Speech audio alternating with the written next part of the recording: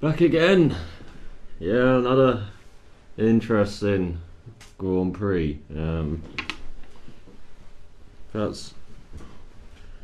think this is the episode where I'm just uncomfortable. I think I'll just be moving like this every second, unfortunately. But yeah. Let's get on with it now. Roll it.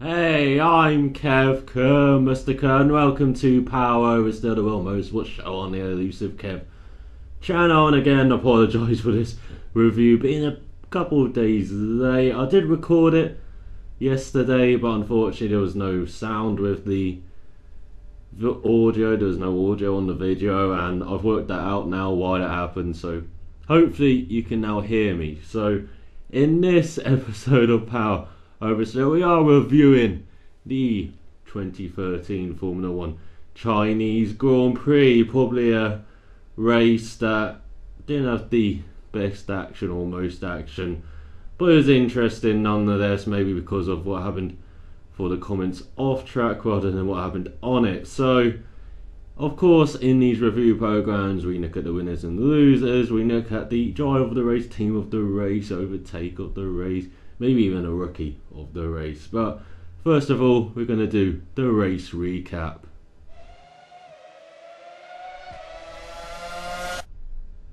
So the race recap, and there was quite a lot to recap, even though you will hear the word DRS a lot, I feel, in this recap. So at the start, of course, we had Hamilton on pole, Raikkonen second, Alonso third, Rosberg fourth, and slow away at the start was Kimi Raikkonen. The Lotus dropped from second to fourth, and it was kind of because he did all these practice starts and the team were like, we should go to an older setting for the start, and it kind of was a compromise setting because they didn't have the right bike points. And so that's maybe why the team said sorry at the end of the race when, you know, they were congratulating him for second. But it was a slow start away, but it did kind of compromise the guys behind him, such as Rosberg, so he didn't really lose too much ground. But he did lose ground to the Ferraris of Alonso and Massa, again fast starting, and Hamilton got away at the front, and behind them was Rosberg in fifth, Grosjean, Ricciardo, great qualifying, in seventh, Button, Vettel and Hulkenberg. And we saw some batting from Perez and Maldonado lower down in the second, set to lower down in the field. And then at the hairpin we saw Sutil go down the inside of the Resta, and then it seemed he didn't look in his mirrors on the exit, and the Resta tried to go in for a gap, and Sutil just took his racing line, and the Resta was on the grass and lost a couple of positions, and Sutil lost the position to Perez before the first turn of the second lap. But it looked like a case of where Sutil just didn't know he was there, and he said so in the interview after he retired, that the first time he realised the Resta was there when he had a little bang on his car. So maybe using mirrors a bit more, Mr. Sutil. But at the end of the first lap, Mark Webber, who started last after being disqualified from qualifying for having not enough fuel for the fuel sample that they take in qualifying, he pitted at the end of the first lap from his softs to get rid of them immediately and went on to the mediums, and it seemed like going to work out for him, but unfortunately it didn't work out for him in the end. But on lap 2 we saw Massa taking a look at Alonso before the hairpin, very wise to step back there, and Grosjean did the fastest lap with 1:44.0. The rest of the field after this outside the top 10, Sutil in 11th made his way back past Perez, Gutierrez, Perez, the Resta, Maldonado, Bottas, Bianchi, best of the newer teams, Van der Garde, Verne, who somehow always down there at the start, in 19th, Chilton, Pick and Webber of course after his pit stop. And on that 3 we saw Verne make his way past Van der Garde and Pick past Chilton down the order. On that 4 then we saw DRS take hold after a bit of a train on the previous lap, and Grosjean went past Rosberg in turn 1, Hulkenberg DRS'd Vettel before the hairpin, and Ricciardo pitted for mediums from the soft tyres, and probably should explain the strategy a bit here. The top 7, they were on soft tyres at the beginning, and then it was a mix between mediums and soft for the rest of the field. But when they pitted, it was mostly between that 4 and that 7, the top 7, to get rid of those softs and then go on mediums, and they were on a 3-stop strategy. Most of the field was on a 3-stop strategy, apart from the McLarens of Button and Perez. They were on 2-stop strategies, and so you saw most of the guys get rid of their softs on these first stint. Some pitted in the middle, such as Verne, such as Hulkenberg and Perez, to switch onto those softs and get rid of them in the middle of the race. And at the end of the race, we also saw the Resta, Bottas, Vettel and Button get rid of their softs right at the end of the race. So there, that's the strategy explained there. But getting back to the race, and on that 5, we saw the first retirement. Gutierrez kind of forgot his braking point after using DRS and went into the back of Adrian Sutil, and Adrian Sutil had a broken rear wing and retired in the pits. Esteban Gutierrez, he retired there on the spot with no front wheels and no front rings. So we also saw Alonso and Massa DRS Hamilton before turn 1, with Alonso taking the lead on the outside of Hamilton and Massa down the inside taking second. And then we saw Hamilton defend from Raikkonen to stop the bleeding a bit before turn 4. Vettel also DRS Rosberg and Perez DRS Sutil, and then we saw Sutil get hit. And on lap 6, we saw Alonso pit with a 2.6 second stop, fast pit stops in this race, and then Raikkonen as well, and Raikkonen came out in front of Webber. On lap 7, we saw Verne pass Bottas before their hairpin, and then we saw Massa and Grosjean pit, maybe leaving them out a couple of laps too long, but Massa came out in front of Rosberg but behind Webber, and Hamilton was doing the fast lap with a 42.6. On the next lap, on lap 8, Grosjean DRS'd Ricciardo before their hairpin. Lots of DRSing down that back straight and down the front straight. And on that 9, Hamilton passed Verne for 7th into turn 4. Maldonado passed Pick for 16th, and he was the only guy on soft tyres at this time, Maldonado. Massa DRS'd Webber on the back straight for 11th, and then Massa DRS'd Bottas on the next lap on the back straight to get up to 10th.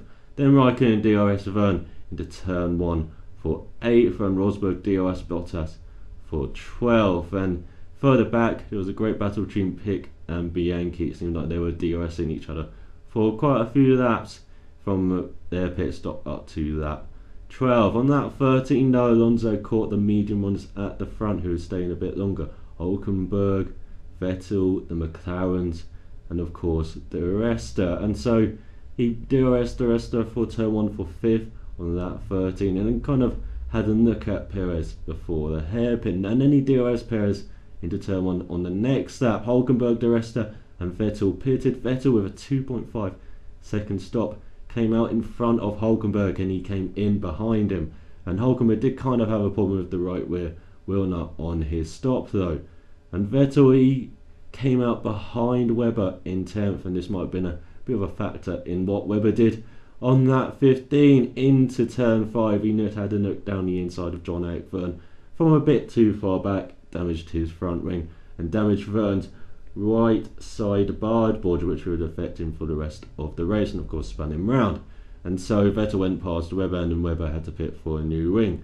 But out of that pit stop, we realised soon he's gone a bit slow, and it turned out he didn't have his right rear wheel on properly, and on lap 17 he finally stopped after the hairpin, and his wheel went for a little run across the track and then back to its owner on the other side of the track, luckily avoiding everyone behind, and I think he came closer to hitting Hulkenberg, I think. But on lap 16, Raikkonen went past Perez into turn 5, or tried to go past Perez, and he went into the back of him, damaged his front nose. He kind of had a hole in the front nose, damaged the end plates as well. Raikkonen was not happy, but he did DRS Perez before the hairpin later in the lap, and he seemed like he had more understeer because of course it's a front grip track, but it seemed like he coped with it rather well. On lap 18, Vettel DRS'd Massa down the front straight while he was making his run on these fresh tyres. Massa and Rosberg then pitted for mediums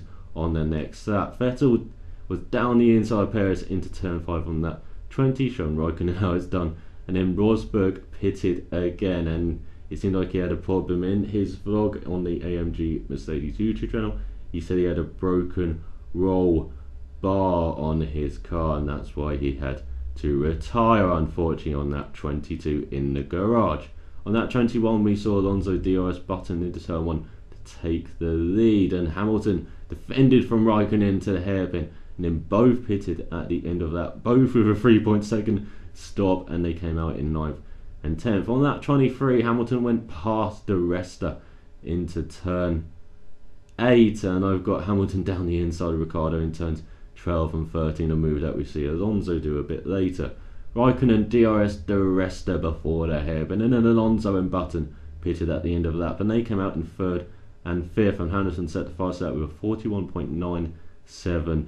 And on the next lap, Button DRS'd Perez before the hairpin, or rather Perez gave him DRS to get past, and Perez pitted on the next lap, or pitted on this lap rather, for softs after a 2.9 second stop and came out in 10th. Ricciardo DRS Bottas down this back straight as well, and Hamilton set another faster lap with a 41.4. Alonso then did the fastest lap on the next lap, 41.0. Well, Verne DRS'd Ricciardo before the hairpin for 11th, so a nice battle between the Toro Rossos.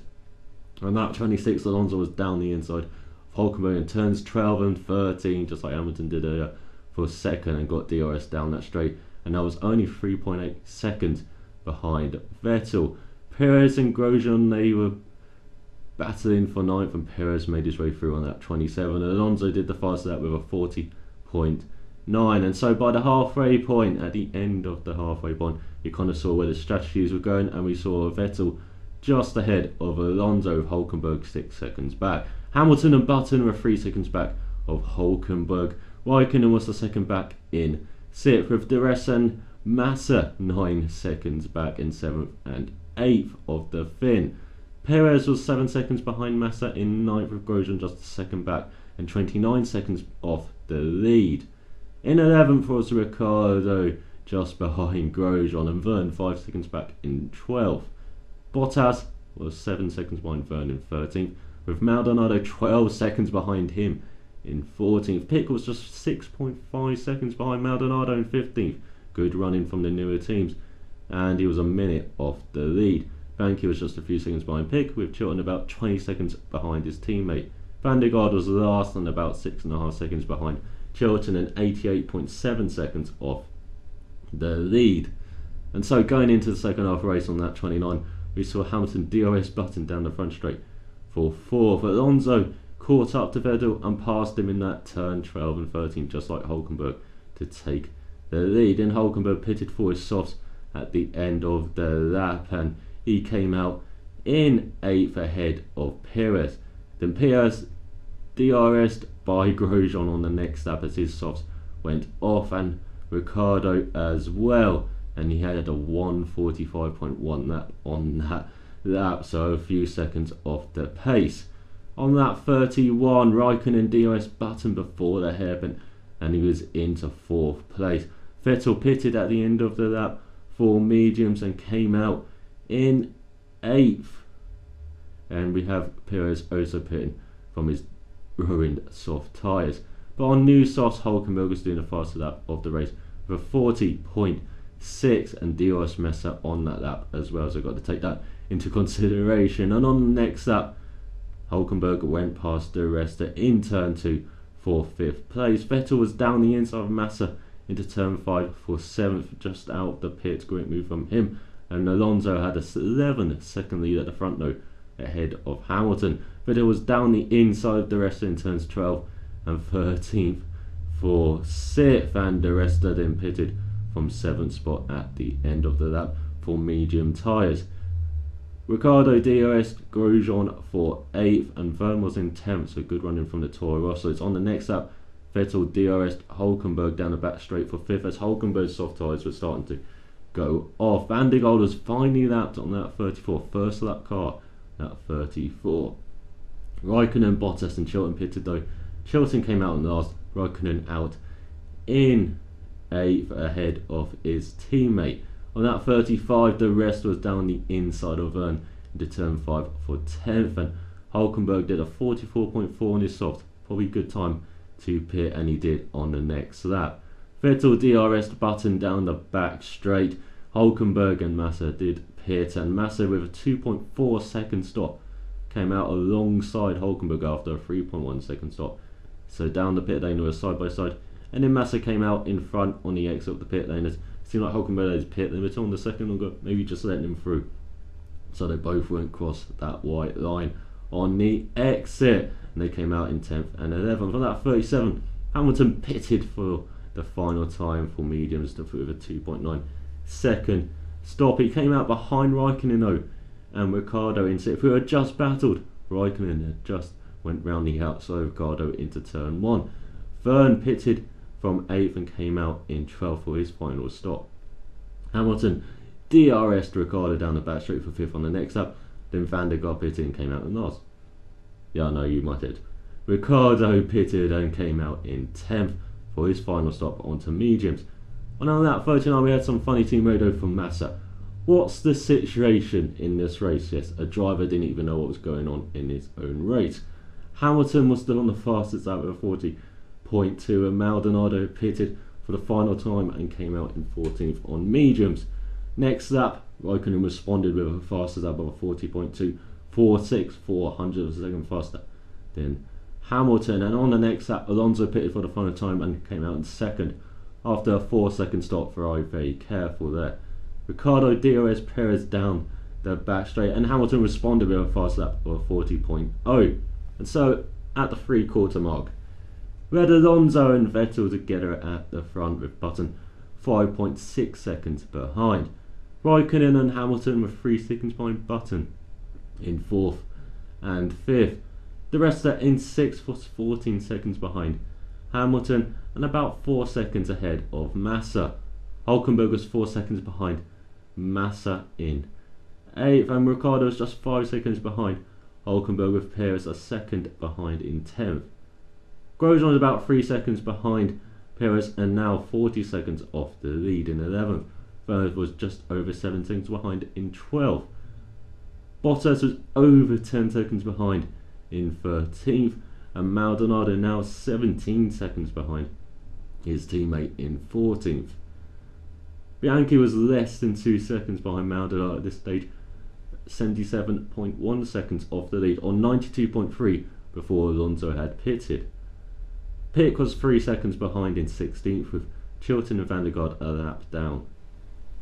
And so now the final quarter of the race, and Alonso DRS Vettel down the front straight to take the lead on that 43. And on the next lap, Raikkonen DRS Button down the back straight for 3rd place. Grosjean had got past Perez and into the points in turn 5. Hamilton was down the inside of Button into turn 2 for 4th on lap 45, and Alonso done the fastest lap with a 39.6. We're down into the 30s, and Alonso then did the fastest lap on the next lap for 39.5, and he had team radio with them telling him, Fernando, do not push, and he responded by, I'm not pushing. Yeah, that car was very good that race.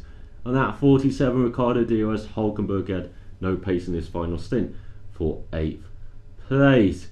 Then on that 49, Button pitted for those softs from 5th and came out in 7th behind Massa after a 2.6 second stop. On that 50, Pick finally got lapped, so both Caterhams are now lapped, and only Bianchi was not yet lapped from the newer teams. But on a DRS, the Massa down the back straight for 6th, and then on that 51, Vettel pitted for his soft from 2nd. He came out in 4th after a 3.2 stop, and then he was gaining on the cars in front. Bottas also pitted for soft from 13th and came out in 14th behind his teammate. Bianchi was finally lapped on that 52. On that 53, Vettel did the fastest out of the race, fastest out by a mile, with a 36.808, and Di Resta finally pitted for his soft from 6th and came out in 8th, just ahead of Grosjean. On that 55, Raikkonen lapped Pick, but Vettel was attacking, gaining on Raikkonen and Hamilton by a few seconds per lap. But in the end, Vettel just ran out of time to pass Hamilton, and it was Alonso who won by 10.1 seconds from Raikkonen, with Hamilton 2.2 seconds behind the Finn in third and only 2/10 ahead of Vettel. Button was 35.2 seconds behind Alonso in fifth. Massa 40.8 seconds down on his teammate in sixth, and just 2.1 seconds ahead of Daniel Ricciardo in the Toro Rosso, who got his best result in Formula 1 so far. De Resta was 5.1 seconds behind Ricciardo in 8th, and we had Grosjean 2 seconds behind him in 9th, and then Hulkenberg 3.1 seconds behind Grosjean in 10th. Perez came in 11th, 7.3 seconds off a point, with Verne 8.8 seconds behind him in 12th. In 13th was Bottas, a minute and 33.8 seconds off the lead, and 21.2 behind Verne. Yeah, Williams had no pace. Maldonado's 1.6 seconds behind his teammate and last of the runners on the lead lap.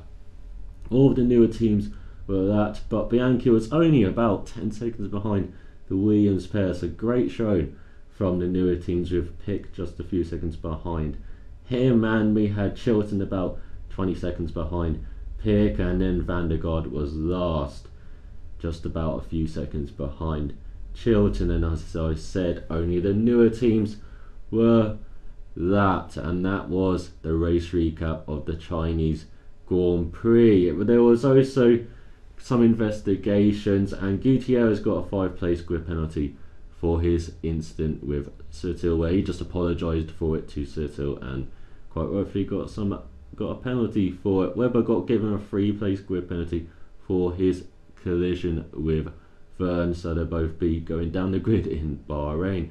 There was also 8 drivers investigated for DRS use under yellow flags, where on the back straight DRS was kind of out commission while they recovered the car of Gutierrez, and I believe Webber, they kind of moved his car a bit. So there were 8 drivers investigated and no one got a penalty in the end, as it was a bit of a confusing situation caused with lights, flags, and kind of misinterpreted and just basically a mess in that yellow flag zone. So that is the race recap. Let's look at the winners and losers from this Chinese Grand Prix.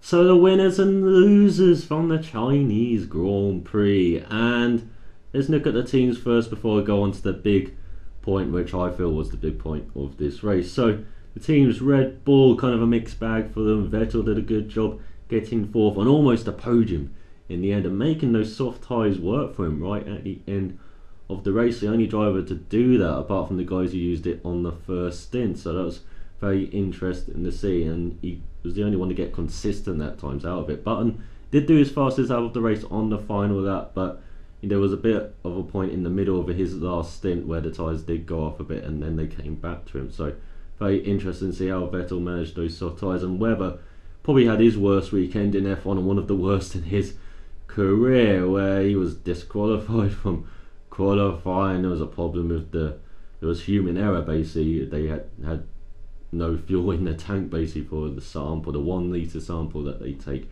at the end of qualifying to make sure all cars are legal. And then in the race he kind of got a bit too excited when a certain Vettel bloke came out behind him on fresh medium tyres, and so maybe it was a bit of a rash. Maybe he wanted to get past Verne, put a car between him and Vettel, who's going to be seconds per lap faster than him at that point, and maybe he just wanted to get that car in as soon as possible. So that's maybe contributed to that desperate dive down into Verne. He kind of misinterpreted that.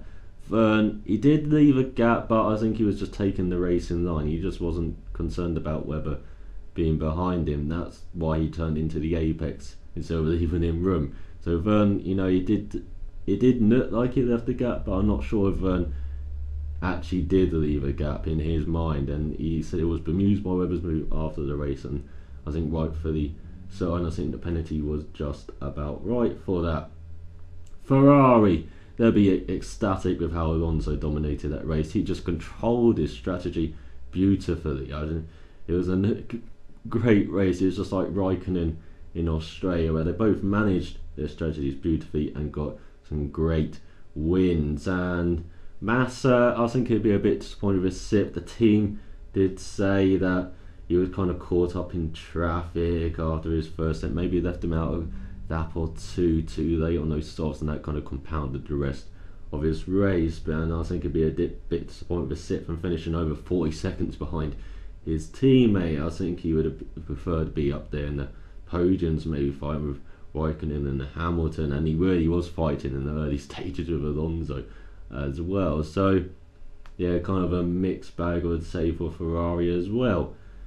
Mercedes, I think they'll be a bit disappointed. They did get pole with Hamilton, his first pole for the team, and Rosberg did qualify fourth, but the race didn't plan out at all how they probably wanted it. Hamilton got mugged by the Ferrari DRS twins early in the race, and he was kind of stuck fighting with Raikkonen, this Raikkonen bloke who had a very understeery car after his hit with Perez on lap 16. So for 40 laps, Raikkonen really fought that car well, and so the race pace wasn't quite there for Mercedes, and maybe it's a sign again of them having a better qualifying car than race car that they've had for the past few seasons, especially since Pirelli have come in. And so it looks like they got on top of their rear tyres like overheating. It looks like they kind of got on top of that now, but Hamilton really did struggle with pace in that last stint,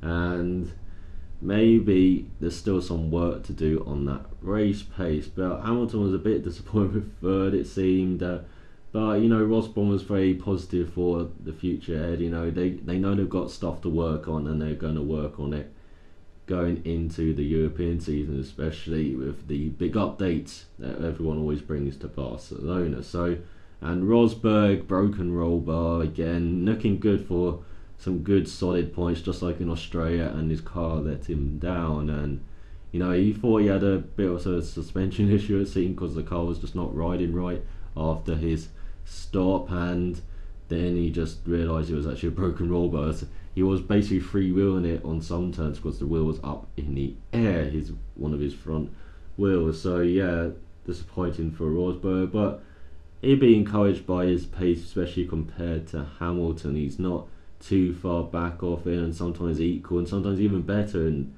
him as well. So very encouraging. Looks like could be a good teammate battle there at Mercedes. McLaren, pretty encouraging again from Button. Got that 5th place he kind of deserved in Malaysia. Perez in 11th. It seemed like the two-stop strategy didn't quite work for Perez, but it did work out beautifully for Button. That's a nice veteran drive from him. It seemed, driving his own race, not really fighting anyone, because if you fight someone with these tyres, you're going to kind of burn them up, and you know, it kind of ruins your strategy. And so he was kind of letting cars through, and then he even asked that on the radio, should I fight this guy? And occasionally he said no, sometimes he said yes, but that was kind of at the end of the race. So yeah, very interesting race for McLaren. They're only team with 2-stop strategy as well, so it seemed to work out for one driver, but disappointing for Perez, and he was disappointed after the race as well. But it's encouraging that his pace in the early part didn't look too bad until he went on the softs, frankly. So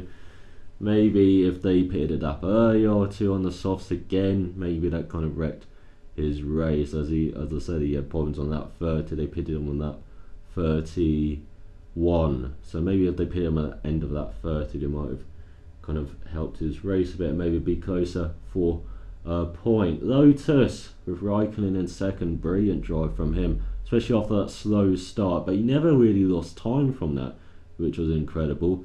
And then when he hit Perez on that 16 and drove for 40 laps with that hole in his nose, and you know, some of the end plates missing on his front wing, some of the elements there a bit damaged, he just drove great. He really managed to gap to Hamilton at the end there with the little battle before Vettel came in to ruin the party, and it was a great drive from Raikkonen. Very good drive, very impressive, and very solid points for maybe another title challenge again, like, or a bit of an outside title challenge like he had last year, but expecting to be a bit closer this year. Grosjean down in 9th in the end, and he needs to improve his race pace a bit, doesn't he hasn't had any incidents, that's the good part, but his race pace seems to be a bit missing at times in certain stints, and it just didn't work out for him at all this race. And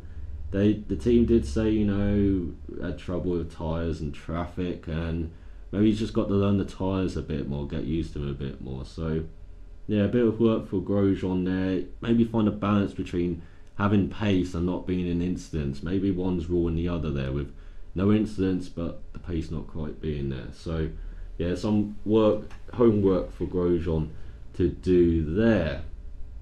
And that's the top 5 teams, I believe, covered. So about Sauber, well, Gutierrez, that's just a rookie mistake, and he's apologised, and I'm sure he'll learn from that. Quite a right penalty there. I think they got it just about right there for first indiscretion, and so yeah, Gutierrez just got to learn from that mistake. Hulkenberg again, problems with the tyres, no pace in that final stint on the medium tyres. Very strange that he just dropped down from, I think, 8th to 10th in the end, and very strange lack of pace in the final stint. And he was leading the race in the early part, don't forget. So kind of a mixed bag for Sauber. I can't say they were losers, but it's just a disappointing race in the end to get just 1 point out of it. And it seems like Hulkenberg's having problems with the tyres again, just like in Malaysia. So maybe he's got to learn the tyres again a bit with the Sauber, a bit like Grosjean with the Lotus. And so yeah, maybe he's just got to improve a bit there. Hulkenberg is a bit strange how that Sauber from last year was so kind on the tyres, so nice to them. This year seems to be really struggling with them. So yeah, a bit of work for Sauber there. Force India, again mixed bag. Sutil pushing his teammate off on the first lap. Yeah, used the mirrors a bit more, Sutil, and he's kind of unapologetic in his interview because he didn't realise the rest was there. Well, maybe if you didn't leave room, maybe if you looked in your left mirror, you would have seen your teammate there. So yeah, maybe still a bit race rusty there from Sutil, and of course nothing you could do about the broken wing. As I said, Gutierrez, just an honest mistake. The rest are very good, solid 8th place, and it seemed like the team were really worried about this soft stint at the end. That's why they kind of went a bit later than Vettel and Button in the end, and even Bottas as well. So it was good from the rest to get those points. So Roddy would maybe drop out of the points on those soft tyres, because they were really worried about that. And I think it was Bob Fernie on the pit wall and in the Sky broadcast, the deputy team principal of Force India, he was really worried about that, and that from the stint, but it worked out for the rest. And of course it didn't help that he lost a couple of places right at the beginning after his clash with his teammate, and Force India have warned their drivers about that in the future. Be aware of your teammate on the track. But he just came from basically nowhere in the first part, then rode out in the middle with these medium tyres. Really took advantage of that. Rode in about 5th or 6th, and so he was there for most of the race. And then last stint just made them hang on those soft tyres. So very good from the rest. A very solid race from him. Toro Rosso and Ricciardo, what can you say? Great race from him. He came from nowhere in the second half of the race. He was battling with Verne, as I said, and he was down in 11th behind Grosjean by the halfway point. So he came from 11th up to 7th. Great second half of the race for him, but he really managed his race there. So great pace from Ricciardo. We also had Verne. Again, he had damage from that incident with Webber. It seemed to really affect him for the rest of the race, but he did have a bit of a fight with Ricciardo when the strategies collided. But again, that middle stint on soft tyres seems to kind of cost him, a bit like Perez and Hulkenberg. So yeah, maybe again 1 or 2 laps less on those soft tyres, and maybe it would have worked out for him again a bit more, a bit closer to the points. But still a very solid race from Verne. But again, Ricciardo kind of took the start, and a very timely race from Ricciardo. Get his best result in F1. I mean, he's had 8th places before, but never a 7th, and especially with the rumours about Mark Webber maybe going to Porsche next year on a 5-year deal. What better time to put yourself in the shop window for that second Red Bull seat, especially with the rumours of Raikkonen maybe going there as well. So great timely race from Ricciardo. Williams, where was the pace? They would have got lapped in the end if Alonso didn't. If Alonso, couldn't afford to slow down, basically, if he was still fighting with, say, Raikkonen. So, yeah, Williams, you just got to find the pace. They're getting closer to the newer teams than getting closer to the established teams, and that is very worrying for the team. And again, you saw them go out in Q1, and that's the same with Gutierrez. Got to improve your qualifying, Gutierrez, going out in Q1. But yeah, again, one of them went out in Q1, and so I think it was Bottas this time. So yeah, they really got to work on their pace with that car. They're really struggling. They got, of course, the new deputy head in the team with Claire Williams, the daughter of Sir Frank, and so maybe she can help guide this team a bit more, and especially help on the commercial side. Of course, you've got a marketing background, but maybe help push this team forward. And they've got to really get some good updates for Barcelona, especially. So now we're left with the newer teams, and Marussia and Caterham. I think Caterham said they were overachieving by fighting with Marussia. Yeah, they're in a bit of trouble, Caterham, but it was a great race from Pick, especially. Van der Garde again came in last, but he did solid. And for Marussia, again, Bianchi best of the newer teams, Bobby best rookie driver, just I think, from Bottas. And so, yeah, very good race from Bianchi, and Chilton much closer to his teammate as well. So it looks like Chilton's improving as well on a circuit he'd never driven before. So a very good weekend for Chilton. Well, good weekend for Chilton. Seems like he's better understanding, getting closer to his teammate, and so maybe in the second half of the year he might get even closer, or after updates in Barcelona, of course. But get courage inside for the newer teams, and so yeah, kind of a mixed bag in the winners and losers there. Big winners, I'll say, were the newer teams there, because getting closer to the midfield, or Williams, and who are kind of detaching themselves from the midfield. So they Williams are kind of in that in between slot that Toro also kind of occupied in the past. But the big losers this weekend seem to be F1 again, and it's kind of an issue that's been brewing since the off season, since Prix announced their tyres, and kind of in Australia some rumblings but about the tyre choice, but it was fine in the end. It was a good race. And then in Malaysia, kind of more rumblings. And now in China, after the race, how many comments were there that was criticising the tyres? How many comments were there about the tyres, about the show, about DRS being too overpowered? They're incredible, a lot. And I thought DRS was basically the loosest tool around this track this weekend. It was so overpowered, and if you just had the tyres, I think you might have seen some fighting there. But I think Jack Villeneuve on the BBC F1 forum really hit the nail on the head, and I totally agree with him on this point. He doesn't like this modern F1, he doesn't like this modern racing. It's because everyone is driving their own race. They're basically being driven from the pit wall by the teams, by the strategy, by the tyres. And so they're driving their own race. They're basically time trialing these races. And because in China the DRS was so strong, it kind of didn't interrupt their races, or some drivers, it didn't really interrupt their races. Of course it interrupted like Massa, Grosjean at times, but it didn't really interrupt their own race. It was very, very strange race. I was very disillusioned with this race, I'll be honest. I was very perplexed by it. I was very disinterested with it. As I said, by the halfway point you could figure out the strategy, you could see where everyone was going, you could see all the pieces on the board. There were just no interesting moves. There was a nice surprise with Vettel keeping his tyres on and really catching Hamilton. That was quite exciting at the end. Bit of argy-bargy at the beginning, but apart from that, it was dull.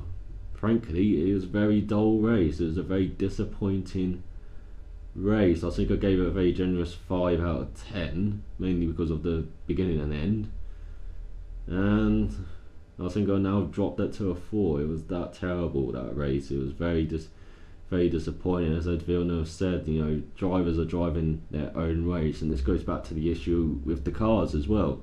These cars are designed in wind tunnels with CFD as well, to run by themselves in clean air, to run as fast as they can round the tracks within the technical regulations, and they're not built to follow each other.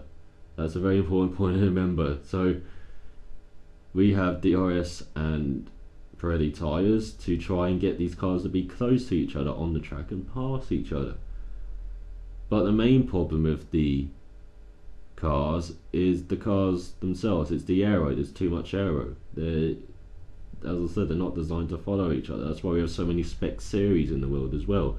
They've got cars that are designed to follow each other, such as in GP2, GP3, with IndyCar, with basically all the feeder series basically to F1, and you know, you had it with F2, F3. They kind of had different engine manufacturers and different chassis, but it's mostly kind of similar in F3 as well. And so it's just disappointing seeing how F1 racing has gone, how the teams avoid the main issue with this DRS, and now with the curves, or the ERS as it's going to be next year, with turbo engines. And it's very disappointing how they avoid the main issue and stick to Pirelli tyres. I mean, the FIA, so you said, you know, came in with the mandate for Pirelli here, and the teams as well, for 2-3 stop tyres. In my eyes, it's not really working this year, as I think I'll refer back to Jack Villeneuve again. You know, they're driving their own race, they're being limited by the tyres, and I do have a main issue with the tyres. I'm going to get into it because I'm going to start ranting. You don't want to see that in this, but yeah, it's just very disappointing how F1 has turned out this year, and it was a very dull race in my opinion, and it's very disappointing, especially when you watch other series. NASCAR, they got new cars this year. They're great racing, even if they do have some, you know, controversy with the drivers a bit, and play up that WWF side of it, or WWE. And I think it was Mark Webber who said this about F1 actually, as we're talking about WWF, saying these tyres are making F1 like WWF. I think he meant the World Wrestling Federation, the old World Wrestling Federation, or WWE as it is now, not the World Wildlife Fund. It would be a bit strange if he actually referred to the World Wildlife Fund, but I don't think he meant that. I think he meant the wrestling side. And yeah, I kind of have to agree with him, but I don't really agree with the WWF comments, but I kind of agree that these tyres are kind of not helping the situation on the track. And as I say, it's disappointing with what's happening elsewhere. You saw V8 Supercars have a new car this year, and that seems to work out very well for them. BTCC, they've kind of embraced the club racing again. It's working out for them. DTM have sadly gone down this route, so we're going to see how that will play out. Same with World Series by Renault, they've got the DRS ring. GB2, GB3, great fighting in them, and IndyCar as well. Probably they've got the best racing in the world in my eyes, and is, you know, they totally changed their formula, and they kind of embraced that formula, and it's working out really well for IndyCar. And you know, you've got World Endurance Championship, European Le Mans Series, all of these types of racing where they don't have to kind of resort to gimmicks. I know NASCAR and IndyCar kind of do, but in parts, but such as endurance racing mainly don't, and it's brilliant racing. So yeah, it's really disappointing how F1 has turned out, and yeah, I hold my thoughts there, and let's move on to of the race before I start making this very, very long. So, of the race. So, of the race and driver of the race, well, there's quite a few candidates, isn't there? Raikkonen for getting that Lotus to second with a bit of, you know, there's also a front end grip, and this is a very front end orientated track, and so he's a bit understeery, but he managed to keep that car going with the front wing. But he did kind of cause that with a mistake on Perez. I'm not going to really blame Perez for not giving room, because how many times do you see a car go around the outside there in that race? Virtually no one did.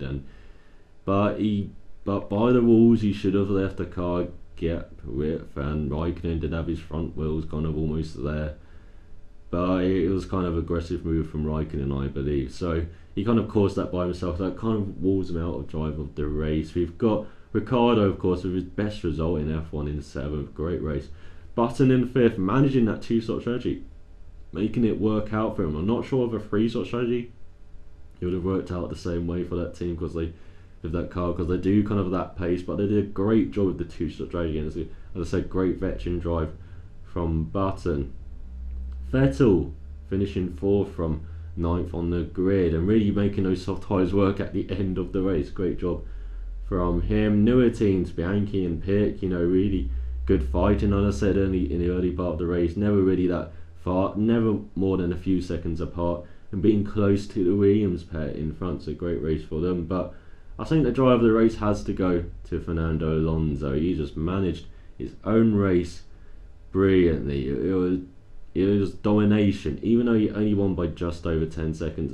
Believe it, that was domination from Alonso. That was a brilliant race from him. And as they said near the end of the race, when he was setting fastest ups, and the team was saying do not push, he says I'm not pushing. That car was just beautiful in that race for Alonso. So team of the race, and there's quite a few again.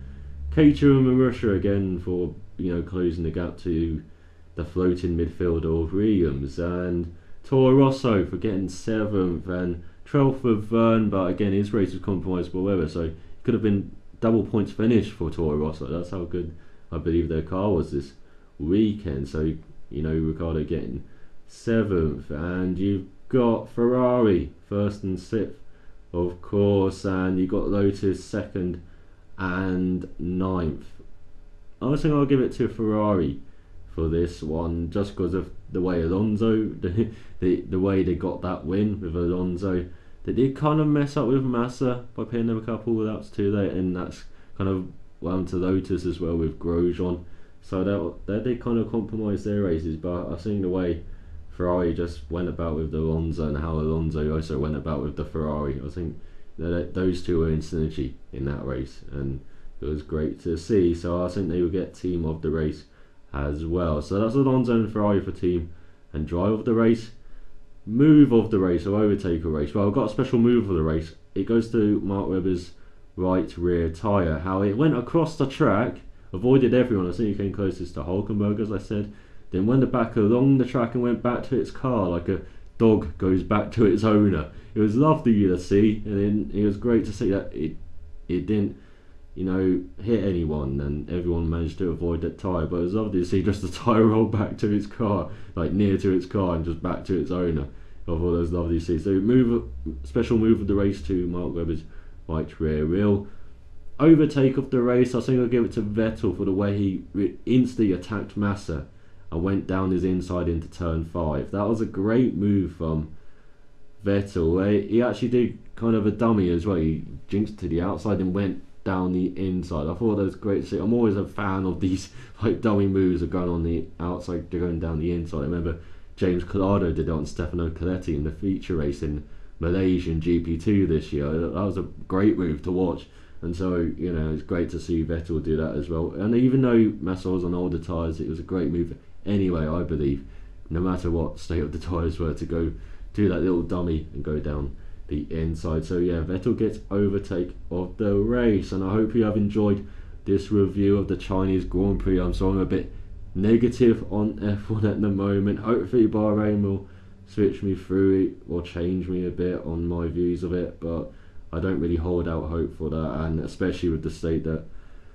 Bahrain is in, and how the state of F1 in Bahrain and how it's used is there. It doesn't really keep me optimistic about F1 either, but hopefully it all goes well in Bahrain this weekend. And of course I want to end with my thoughts and prayers go out to the people affected by what happened at the Boston Marathon. Terrible seeing bombs go out at, especially at a sporting event where people are racing for other people, for racing for goodwill around the world, and then something like that happens. So yeah, thoughts and prayers go out to the people affected at the Boston Marathon.